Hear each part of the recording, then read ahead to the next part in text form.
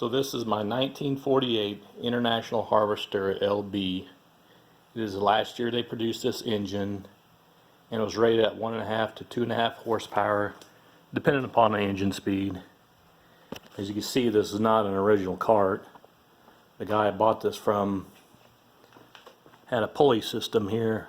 It was like a winch that he would have a cable going straight down here to winch something up in a well or something. Not really sure what he did. I'll take it off this cart here, and we'll use this cart for my Fairbanks Morse headless.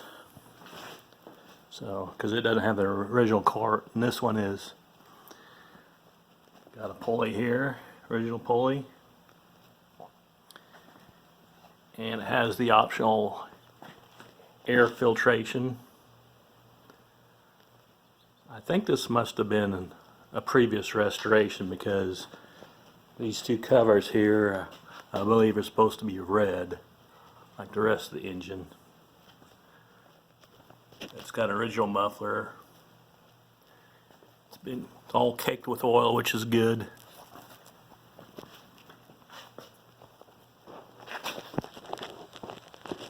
That helps keep everything nice, freed up.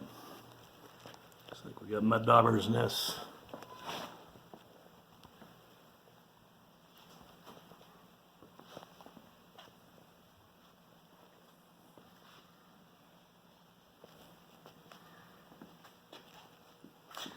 Magneto.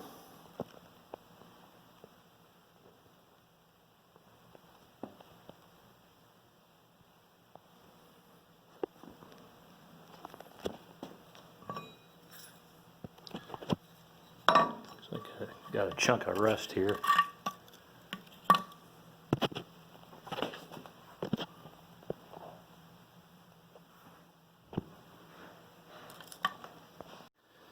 So I'll get this engine off the cart, get her all cleaned up, see if I can't get her running.